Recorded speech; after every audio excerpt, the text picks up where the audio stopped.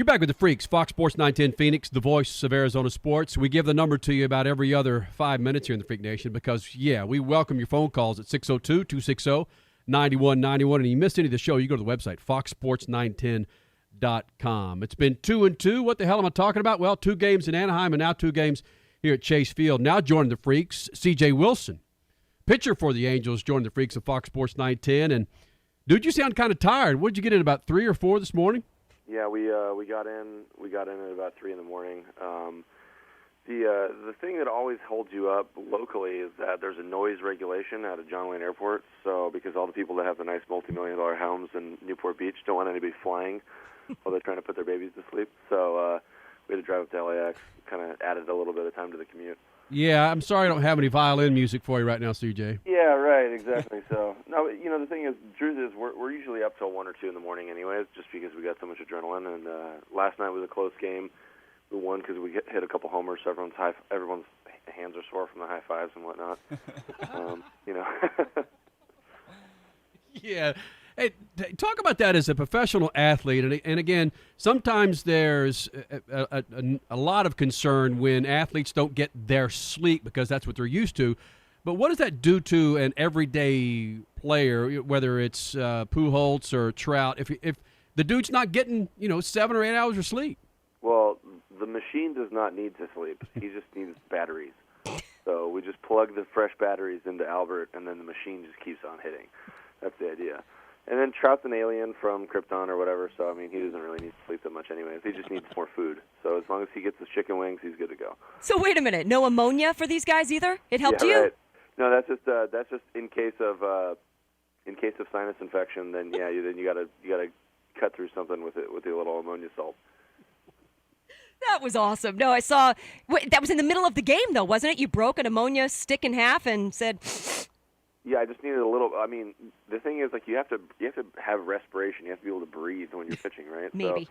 So, I was super stuffed up. My wife had a sinus infection, and trying to nurse her back to health, and got a little bit of it myself. So, here I am, in the 5th inning, and I'm throwing really well, but I'm like, man, I'm dying. I can't even breathe right now. So then the pitching coach comes by and busts open an ammonia stick, and I'm like, yes, that's exactly what I need. So it was pretty sweet. We're talking to Angels lefty C.J. Wilson this time. Tomorrow he'll be on the bump going against the D-backs. And how do you prepare for a guy like Paul Goldschmidt?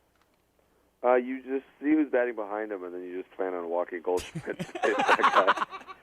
Seriously, okay, Goldschmidt has 50-something walks already. Yeah. And he's got, Trout has 30 walks, I think, something like that, 28 walks or 30 walks, whatever. Goldschmidt has 52, 54 or something. Goldschmidt's he's hitting 360. His slugging percentage is a million. He hits the ball everywhere. He's a great hitter. I faced him once in spring training, I think, a couple of years ago, and that's it.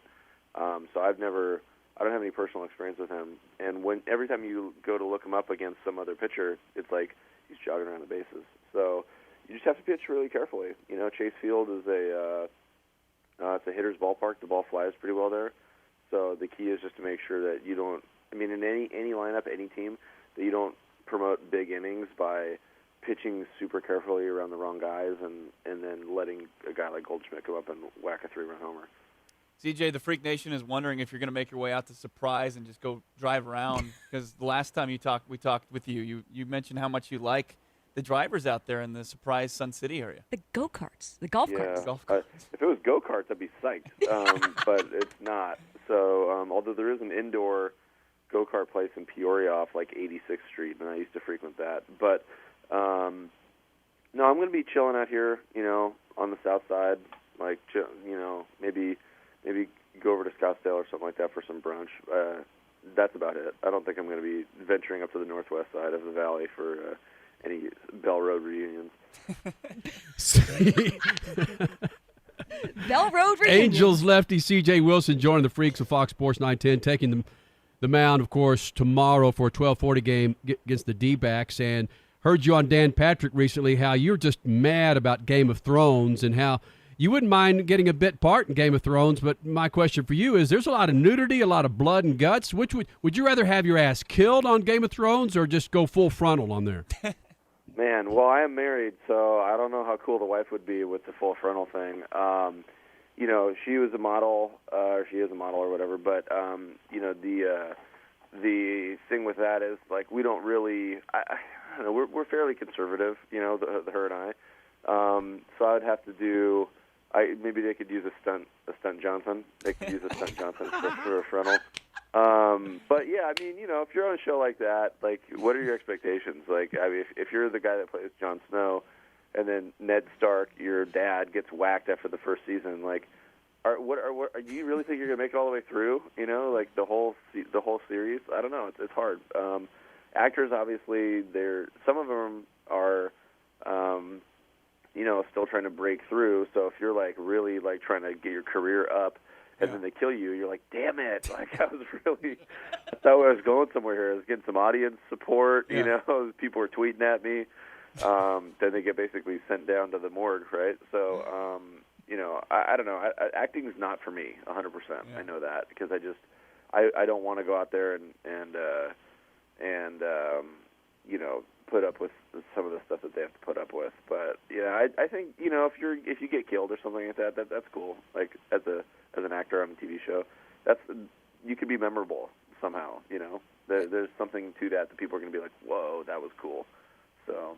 Yeah, especially if you get killed by a dragon. But would you want final say on your stunt Johnson? Yeah, I'd want to select the stunt Johnson for sure, But the thing is, like, if, you didn't tell anybody, then people would think it's you, right? Right. So, I don't know. It's a very difficult subject to broach, but I would probably say, like, if I was single, if this was a couple years ago, I'd probably take on the role myself. But seeing as how I'm married now, and I think I'd probably think I'm much wiser now. I'm like, I don't need to do nudity to make it in this hard world of Westeros. C.J. Wilson joining the Freaks of Fox Sports 19. He's just brought a new topic on for us. Yes. Would you go with a stunt Johnson from the Rangers or the Angels? Man, this is just getting awkward. I know. Hey, let's talk about something that you actually did, and it's out there. When you were up in the Bay Area, everybody knows that you're, okay, of course, a big league pitcher, all-star, this and that, but they also know that you're a big-time motorhead and you have teams and sports cars, and how you like to, of course, show your wares on the track. You did something up in San Francisco where you actually had a game. Was it against the Giants where game day you actually headed up to the track to get some track time and then headed to the stadium?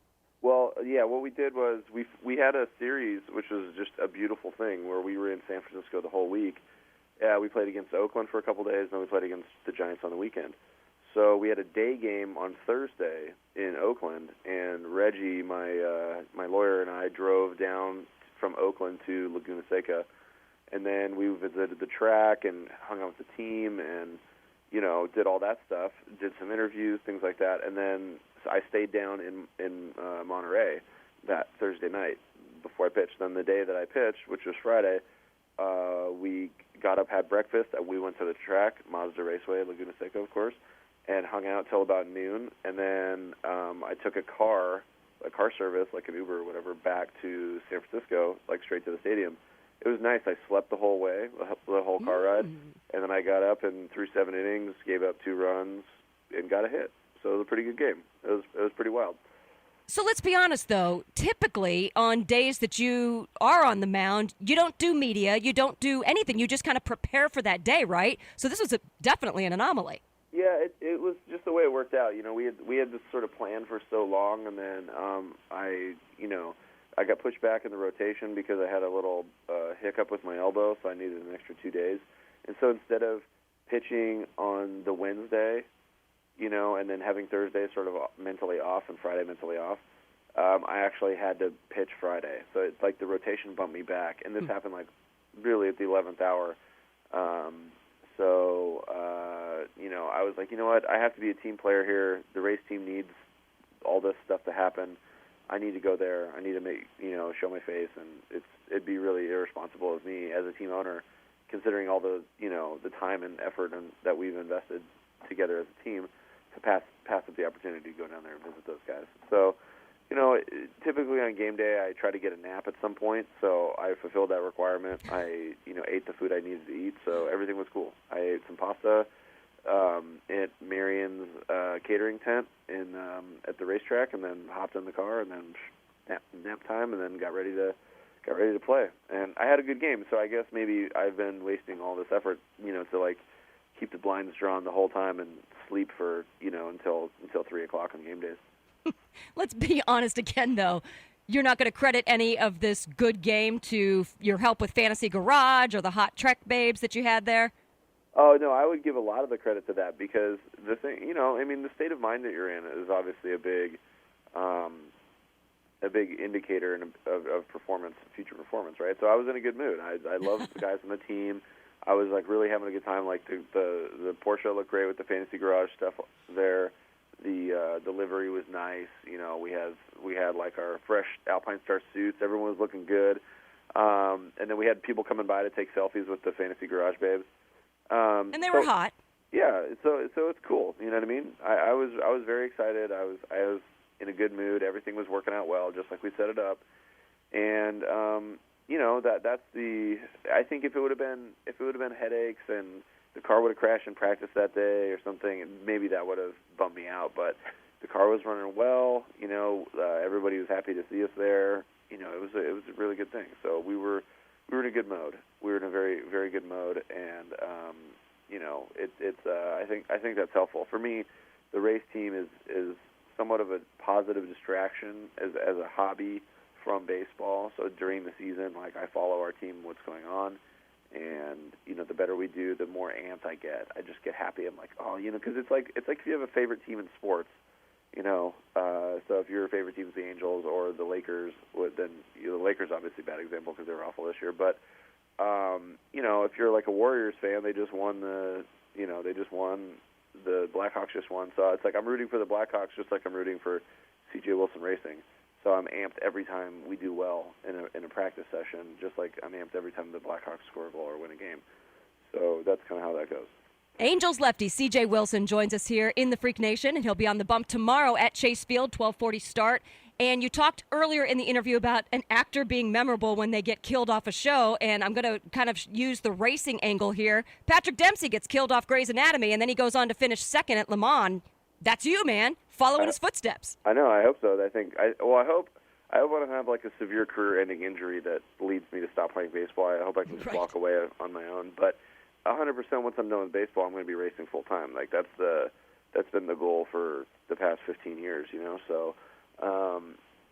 I just have to figure out what the correct path is. I've been following Patrick's career as a racer very intently. And I feel like he's given a blueprint to a lot of people to like how much seat time you really need to have to progress as a driver at a non-prospect age. Patrick is a fully grown man. I'm a fully grown man. I'm not 18, coming out of Formula cars and stuff like that. So, having to work my way through the system in a protracted, longer, at an older age manner, Patrick's obviously a very, very successful guy with that. And it was really cool watching the Le Mans race, following Mark Miller in the Viper and, watching them do really well until their transmission broke, and then watching Patrick and Patrick Long, finish on the podium in the Porsche RSR. I think that it's such a cool race, and it's something that I've always wanted to do, that I feel like it's just a matter of time and good decisions. I have to make a series of consecutive good decisions to put myself in that position and progress as a driver, because they're not just going to let any jabroni in there. You got to be decent behind the wheel. You know what I mean? Yeah, no Stunt Johnson for a driver. Yeah. His name is C.J. Wilson, of course, C.J. Wilson Racing, and, of course, lefty for the Angels, taking on the Diamondbacks. He'll be on the bump again, 12:40 start time on Thursday, joining the Freaks on Fox Sports 910. One last thing, to bring it back to baseball, you're pretty outspoken about Josh Hamilton and really where he was or where he wasn't with the Angels. Given what he's done with the Rangers at this point, have you had any conversations with Josh now that he's with the Rangers, CJ? He hit a couple home runs off a knuckleball dude, I think, in one of his first game back. So I texted him. I'm like, dude, sweet homers, but like you're gonna have to hit a real fastball pretty soon. So heads up. But Josh, I think he's on the DL for a little bit longer with the hamstring thing. But he's a fantastic player. I mean, he's always been a fantastic player. He's always had fantastic baseball talent.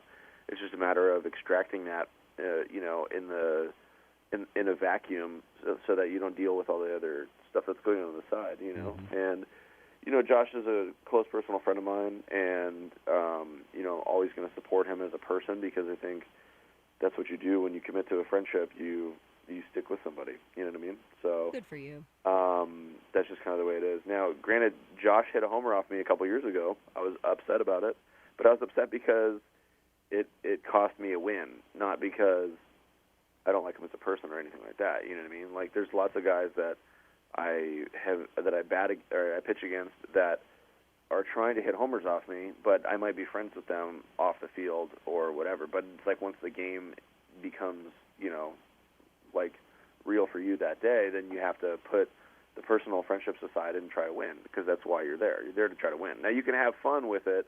And, like, the other day, I was pitching against Kinsler, and him and I were buddies for a long time. And I threw, like, 12 pitches to him, or 13 pitches to him in the first inning. He just kept fouling stuff off.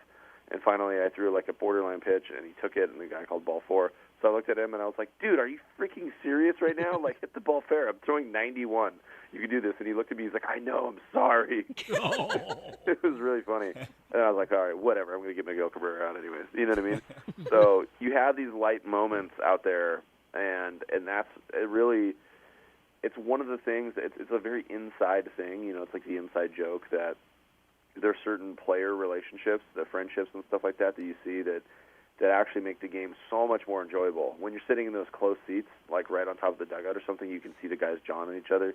You can see Miguel Cabrera, kind of joking with the visitors' dugout, or Adrian Beltre yelling, every time there's a strike, or, things like that. And that makes the game so much more rich and so much more, deep to people that are paying attention. Because a lot of people say, oh, baseball is boring. It's like they just stand there. It takes 3 hours, blah, blah, blah. It's like, yes, I realize this isn't Game of Thrones. No one's head's been chopped off by a sword like a football game.